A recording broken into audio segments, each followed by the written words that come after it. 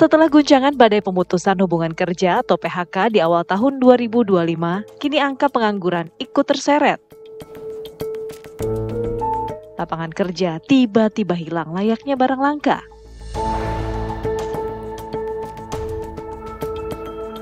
Gelombang pemutusan hubungan kerja atau PHK di berbagai sektor industri tidak bisa dipungkiri berimbas meningkatkan angka kriminalitas.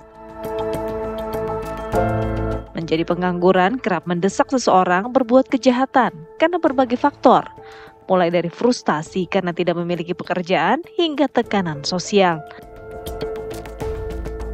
Berdasarkan data Badan Pusat Statistik BPS, jumlah pengangguran di Indonesia tembus 7,28 juta orang per Februari 2025. Secara spesifik, BPS mencatat ada tambahan pengangguran sebanyak 83.450 orang dibandingkan periode yang sama tahun sebelumnya. Ironisnya, kelompok muda usia 15 hingga 24 tahun tetap mendominasi pengangguran.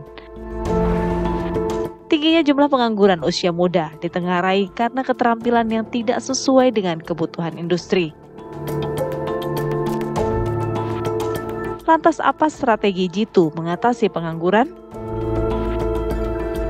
Tim TV One mengabarkan.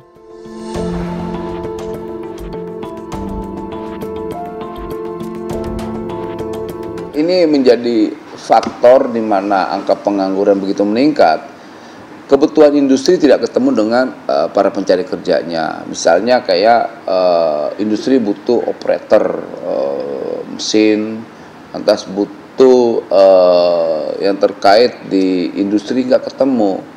Yang akhirnya ini menjadi tantangan kita di Kementerian Tenaga Kerja. Nah, lalu apa solusinya? Solusinya kita siapkan balai-balai latihan kerja untuk kawan-kawan pencari kerja agar apa? Ketika kebutuhan industri ini ketemu, makanya kita juga kolaborasi dengan pengusaha-pengusaha atau pelaku usaha untuk bisa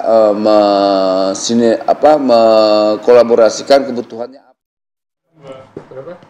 Ya, di Kumala dan juga pemirsa, kayaknya kalau kita melihat paket pengantar tadi, layaknya kita bersyukur ya, walaupun kita bekerja di long weekend, ya kan? Walaupun tadi kita lihat bagaimana antrian begitu panjang bagi mereka yang ingin mencari pekerjaan. Sesulit itukah Andi Kumala pertanyaannya? Iya. Dan apa sebenarnya penyebab ya angka pengangguran ini mengalami peningkatan periode yang sama dengan tahun lalu? Betul. Kita akan bahas dengan narasumber yang sudah hadir di studio. Rame nih. Iya, kita kenalkan satu persatu. Mulai dari ujung mungkin ya. Ada Bang Said Iqbal, Presiden KSPI. Selamat pagi, Bang Said. Selamat pagi, Assalamualaikum. Waalaikumsalam. Kemudian di tengah ada Mas Penta Peturun, Staf Sus Kementerian Ketenagakerjaan. Selamat pagi, Bang Penta. Iya. Kemudian ada Mas Bayu Yulianto sebagai sosiolog. Selamat pagi, Mas Selamat Bayu. Selamat pagi, Mala dan Philip. Kayaknya tempat duduknya mesti dipindah, Mas Bayu kayak mesti tengah deh ya. Salah nih kayaknya ya. Nggak apa-apa. Ada tukeran aja gitu. Oke, mungkin saya tanya dulu ke Pak Penta ya. Pak Penta, ini kan angka pengangguran meningkat ini berdasarkan data BPS. Nah, kira-kira apa yang menyebabkan stagnasi atau rendahnya penyerapan tenaga kerja saat ini? Ya, hari ini kalau kami Kementerian Tenaga Kerja kan berdasarkan data yang ada, juga ada beberapa faktor. Ini mungkin nanti yang kompeten kalau kami hanya melihat dari faktor ada eksternal dan internal. Eksternal itu berdasarkan rencana kerja kami, rencana penyusunan tenaga kerja mikronya, itu ada faktor eksternalnya baik secara ekonomi global, ekonomi digital hari ini, disrupsi digital. Selain itu juga ada program internal. Program internal itu di perusahaan. Ada soal produktivitas, soal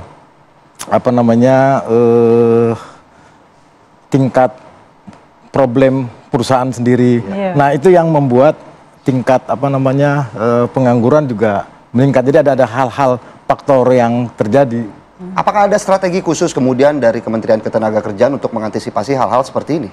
Ya, kita kemarin udah buat program, tapi sebelum di bulan Maret itu kita buat program penyusunan dulu rencana tenaga kerja mikro. Jadi ada 18 provinsi. Kita mendata, kita minta pelaporan wajib lapor perusahaan, dan itu dilatih dari mulai 18 provinsi. Jadi di Snaker kita minta untuk mulai menyusun rencana tenaga kerja mikro itu. Yang kedua juga perusahaan kita minta untuk melakukan wajib lapor lowongan kerja. Nah itu yang pertama. Yang kedua prediksinya kita juga akan mempersiapkan karena ada problem soal matching ya, matching tenaga kerja yang hari ini ada pergeseran. Disrupsi digital itu membuat ada pergeseran. Jadi ada persiapan untuk salah satunya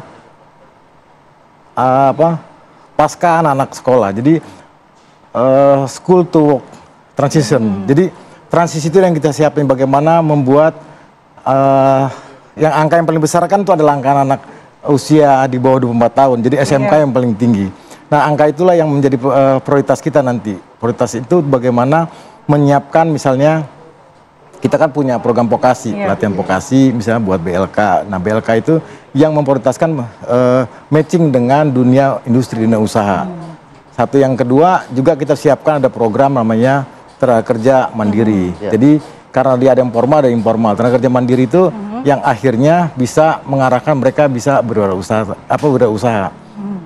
Jadi Pak Penta, kalau memang ini ada pergeseran ya, otomatisasi kemudian digitalisasi, harusnya kan serapan tenaga kerja di bidang itu justru ada ya, justru terbuka. Tapi ini kan buktinya justru meningkat angka pengangguran. Ya, nah itu dia sekarang kan kebijakan Presiden bagaimana semua kementerian bekerja sama. Jadi kurang lebih Kementerian Kerja sudah mulai mensinkronisasi yang di 9 kementerian, paling tidak 9 kementerian dan kelembagaan. Misalnya dengan kehutanan misalnya orang tidak ada hubungan, tapi di kehutanan itu ada namanya program perhutanan sosial. Nah, nanti memaksimalkan hasil-hasil panen yang di manajemen, pemasaran dan sebagainya di BLK kita. Atau dengan UMKM, misalnya UMKM itu ada perbandingan sampai penyerapannya pelatihan dengan kita UMKM. Jadi UMKM tidak punya balai ke kita. Terus sinkronisasi dengan Kementerian Pendidikan. Nah, bagaimana kurikulum pendidikan itu matching dengan dunia usaha. Lantas misalnya dengan industri. Jadi ada persiapan misalnya teman-teman yang SMK, SMA itu bisa matching dengan industri. Jadi ada program misalnya magang di tempat-tempat industri atau di luar. Jadi itu satu yang di internal. Yang kedua persiapan untuk keluar. Jadi itu di dalam. Yang keluar juga ada program magang yang dilakukan oleh kementerian kerjasama misalnya dengan Jepang, dengan negara lain. Nah itu. Saya langsung mau ke Bang Said, bisa ada tanggapannya dari KSPI sendiri melihat bagaimana fenomena pengangguran yang cukup tinggi? Pertama, apa yang dijelaskan oleh pemerintah dan pemerintah itu ngawang-ngawang, nggak jelas. Karena ditanya kenapa itu meningkat. Sederhana, mari lihat data. Pertama, 2024 pemerintah mengeluarkan 77 ribuan. Catatan kami, Litbangnya KSPI dan Partai Buruh itu sekitar 120 ribu lebih ya. Perbedaan angka bisa kita perdebatkan nanti. Dan setiap tahun memang terjadi terus. Yang kedua, dalam 3 bulan 2025 aja pemerintah udah ngumumin 24 ribu. Kami mengumumkan 60 ribu di 50 perusahaan, by name, by address ada. Itu udah menjelaskan apa yang disampaikan oleh BPS. Bahwa ada persoalan serius, terjadi PHK di mana-mana, maka terjadi peningkatan pengangguran. Itu kan sederhana benar. Itu baru kita bicara yang formal. Belum yang bicara informal dan digital. Kalau dibilang ada pergeseran digital, justru digital ekonomi, kayak Gojek, Grab, Shopee, kripto, dan sebagainya, itu yang ada marketplace, itu PHK di mana-mana. Bukan terjadi pergeseran ke digital. Tidak. Ada persoalan serius. Apa faktornya? Catatan kami di Litbang Partai Buruh dan KSPI itu, yang pertama, PHK terjadi karena efisiensi. Nah, kenapa efisiensi? Dari 1000 karyawan jadi 500 karyawan. Itu yang digital juga begitu. Apa penyebabnya? Daya beli turun, deflasi. Jadi pemerintah harusnya dalam hal ini Kemenaker menganalisa. Jangan hanya sekedar memberikan jawaban data serikat kok segini, data pemerintah. Bukan itu tugas pemerintah. Daya beli gimana? Dia tanya ke Menko Perekonomian dan jajaran di bawahnya. Itu bisa dilihat dari angka deflasi. Kalau daya beli turun, pasti efisiensi. Yang kedua, relokasi. Relokasi itu bisa kayak Sanken Indonesia, Yamaha Musik, itu perusahaan bagus, perusahaan Jepang. Dia melakukan relokasi ke negara Cina, ke prinsipal negara di mana berasal. Penyebabnya apa? Regulasi. Mereka nggak terima regulasi di Indonesia sekarang ini yang memberatkan mereka. Lebih menguntungkan pindah ke Cina atau ditarik ke prinsipalnya. Misal regulasi yang dikeluhkan oleh pengusaha dan serikat buruh, dan itu saya sampaikan kepada langsung loh Pak Presiden Prabowo. Presiden Prabowo langsung menyatakan udah hapus saja pada sarasian ekonomi di Menko Perekonomian. Itu adalah contoh ya regulasi Permendak nomor 8 2024 yang membolehkan apa itu impor barang jadi Cina masuk ke pukul tekstil. Lihat data 2024 itu di tekstil. Lihat data 2025 itu di tekstil. Aduh, masa kayak gitu aja. Artinya itu juga berdampak terhadap pengangguran ya. Otomatis karena PHK. PHK itu pasti pengangguran. Itu saya sebenarnya. Mau ke Mas Bayu. Mas Bayu, dampak sosial yang langsung bisa terjadi di tengah gelombang PHK yang tinggi yang menyebabkan pengangguran juga meningkat seperti apa? Ya, kalau dampak dari pengangguran, saya coba kategorikan menjadi 4 ya, Mbak Mala ya. Yang pertama tentu saja dampak ekonomi, ya. Lalu dampak sosial, ketiga dampak keamanan, dan yang keempat dampak politik. Gitu ya. Yang pertama tadi misalnya dampak ekonomi kita tahu, pasti orang miskin lah. Miskin karena dia nggak punya penghasilan, karena dia nggak ada pekerjaan, seperti itu. Maka angka kemiskinan akan naik, cenderung naik seperti itu. Nah, setelah dampak ekonomi terjadi, maka kita bicara kemudian dampak ikutan berikutnya adalah dampak sosial. Nah, kemiskinan itu juga membuat potensi-potensi ketegangan sosial, pergesekan sosial di masyarakat itu juga akan tinggi. Ya.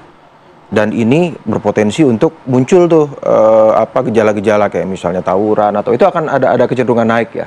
Secara sosiologis ini dampak sosial. Lalu yang juga tidak bisa diabaikan dan ini seringkali terjadi polanya sejak lama adalah ketika terjadi pengangguran secara besar, maka akan muncul akan meningkatnya tekanan sosial untuk wilayah pedesaan. Kenapa? Karena rata-rata yang kena pengangguran ini adalah di perkotaan, kawasan industri. Di mana kemudian mereka mencari bantalan ekonomi ketika mereka menghadapi situasi sulit itu. Biasanya mereka akan masuk ke wilayah-wilayah pedesaan, kembali ke kampung halaman yang masih punya kampung tentu saja. Kembali kampung halaman, mereka hidup menjadi buruh tani atau bersandar lagi kepada sektor pertanian yang memang selama kurun waktu lampau sampai sekarang ketika terjadi situasi krisis gitu ya, mereka pulang menjadi buruh tani. Nanti kalau sudah dapat kerjaan lagi mereka pergi ke Jakarta. Yang ketiga adalah dampak keamanan. Dampak keamanan ini saya bedakan sedikit dengan pergesekan sosial. Ini masalah angka kriminalitas juga akan cenderung naik tinggi ya. Tindakan kegiatan-kegiatan ilegal ya, orang jadi jual narkoba seperti itu. Lalu orang juga kekerasan, termasuk premanisme yang selama hampir beberapa minggu ini sering muncul di media massa gitu. Itu juga ada kaitannya langsung. Betul. Dan yang terakhir dampak politik. Karena kalau ini terjadi secara masif dan luas, ini akan memicu ketidakstabilan politik juga pada level nasional juga pada level lokal. Jadi saya kira ini dampaknya bisa multi efek dari persoalan pengangguran, apalagi kalau skalanya masif seperti itu. Tapi yang cukup besar, kenapa justru angka kejahatan meningkat di sektor kota? Artinya secara data dari Polri juga menyebutkan bahwa 60% terjadi peningkatan kekerasan ataupun pencurian kriminalitas terjadi di kota. Iya, karena kan tadi saya katakan industri ini kan rata-rata di wilayah perkotaan. Nah, ketika mereka terdampak pengangguran tadi seperti disampaikan oleh narsum sebelumnya, ini kan di wilayah-wilayah perkotaan seperti itu. Nah, otomatis ya yang paling secara region ya, secara kewilayahan yang paling mungkin mendapat konsekuensi untuk tindakan-tindakan kekerasan, ilegal segala macam memang di wilayah perkotaan seperti itu. Berarti opsi untuk kembali ke desa, apakah juga bisa mengurangi angka kriminalitas di kota? Begini, sebenarnya bukan opsi, ini biasanya pilihan terakhir yang dilakukan oleh orang-orang yang kehilangan pekerjaan di kota gitu. Sehingga bagi mereka kembali ke kampung halaman itu menjadi sangat logis. Karena itu bantalan ekonomi terakhir itu biasanya. Mereka jadi buruh tani apa segala macam sebelum ada kesempatan kerja lagi di wilayah. Tapi kan biasanya mereka gengsi kalau artinya mau kalau udah lapar nggak ada gengsi kan biasanya bawa duit yang banyak kan begitu. Iya, tetapi kalau sudah situasi ini terjadi pada krisis 98 juga seperti itu. Begitu terjadi PHK massal pengangguran, mereka pulang kampung. Mau tidak mau. Mau tidak mau, karena di situ masih ada lingkup-lingkup keluarga extended family ya, keluarga besar yang bisa menjadi tadi saya sebut tadi bantalan ekonomi, tumpulan ekonomi terakhir gitu. Ketika nggak ada lagi yang bisa. Tapi begini Mas, tadi kalau kata Pak Penta itu kan usia yang saat ini sulit mendapatkan kerja adalah di bawah 24 tahun ya. Betul. Apakah ini bisa nantinya terjadi loss generasi nih kepada generasi-generasi usia seperti ini? Kita akan bahas, tapi kita jeda terlebih dahulu, Mas Bayu. Usai jeda kita lanjutkan dialog.